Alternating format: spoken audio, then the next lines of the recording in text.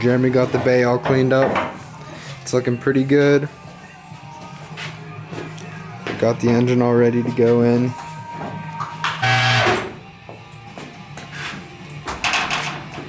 She's a little unstable. There's some auxiliary holes here. Yeah, so we could probably still use that bracket, There's some but modifications. it's not going in that hole there. No. It's a good couple inches, and you got like a couple centimeters here.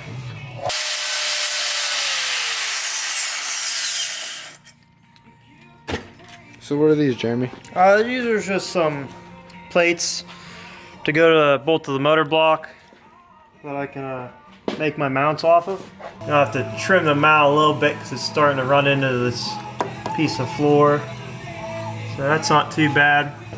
Just planning out how to make my engine mounts, because if we're going to retain a two-piece drive shaft, we're going to have to make sure that the output shaft is right in line with the center support bearing.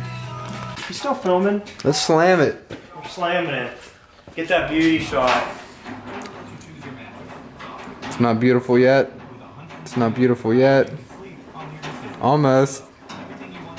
And we're looking good. And you just love me for my body. Natural, Jeremy. Yeah, okay.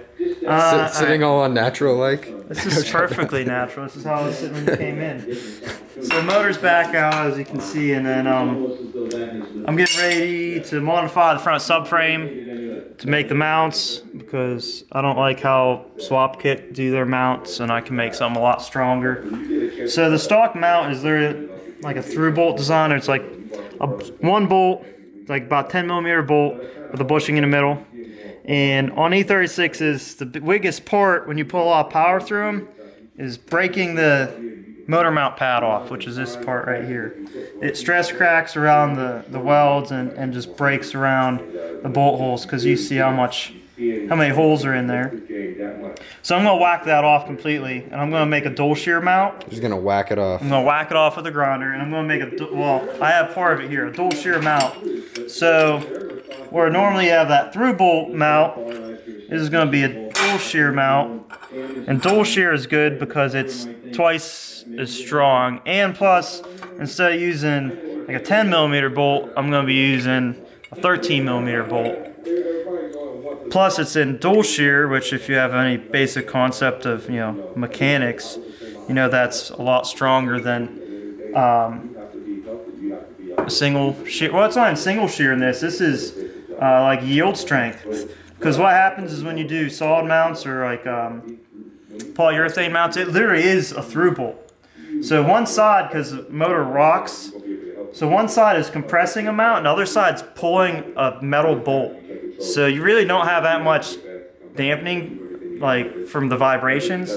Where on this dual shear mount, you have two of these, one on each side, and you have this mount. It's rubber the whole way around, which this is actually poly. So there's actually bushing, whether it's torquing, the engine's torquing over, like when you're clutch kicking real hard, So you're actually getting a bushing on both sides, rather than how everyone else does it, which is like a single through bolt mount on each side, which is dumb. And where'd you get that fancy looking mount? This mount, I made it. Check that out. My mediocre welds. They look pretty good. And so pretty much I'm going to whack this off, and I have I'm going to build off it, but I'm going to sink this plate into the mount, into the subframe rather, and beef that up, make it super strong.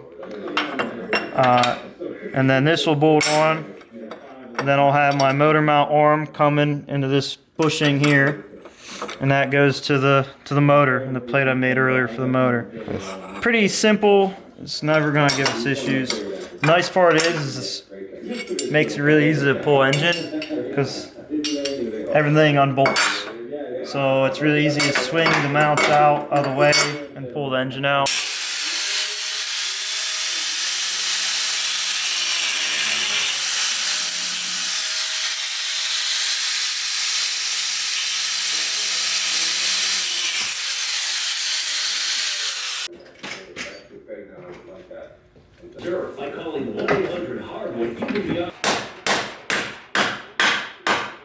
My booty.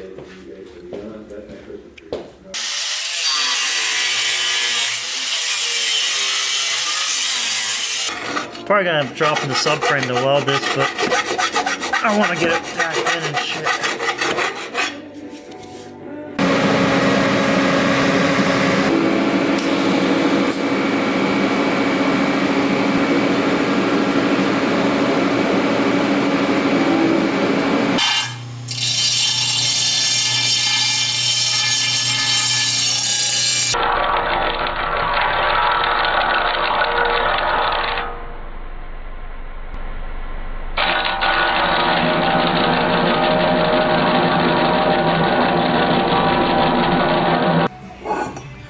Okay, so those are notched.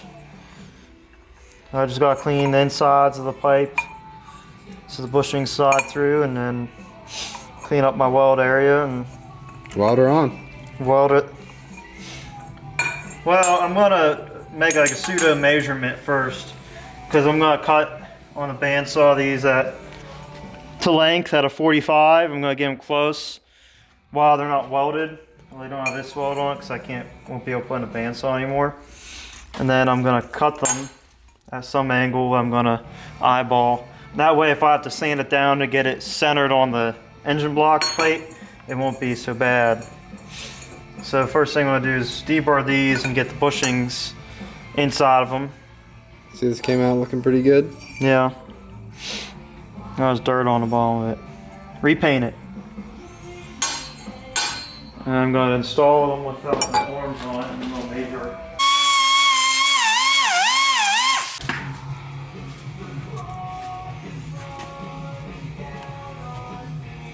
Wow, perfect fit.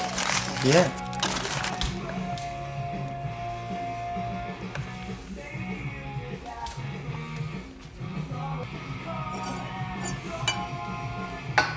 That one, I think, needs spread out. Because I made these before I had the bushings, so it might be slightly... It's close. Yeah. It's real close. Yeah. Just gonna fucking bend this one a little. I think the other one's fine. This one pulled a little bit when I was welding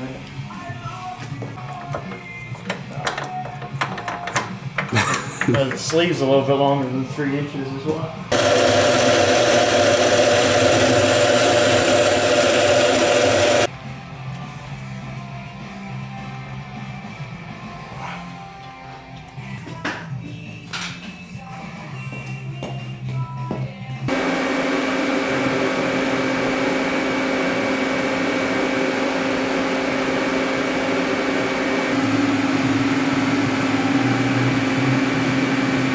Jeremy just did a test weld here.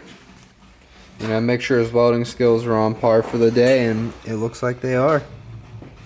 I'm an amateur right now. He's an amateur welder.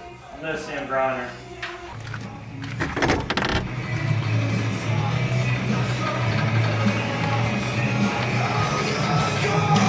Maybe not.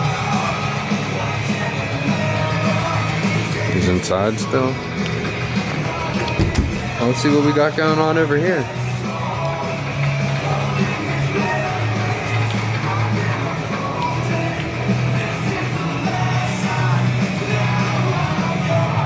Got 240 and the 1J BMW up in the air. I've not seen the engine mounts yet. Kind of hard to see from here, but they're looking good.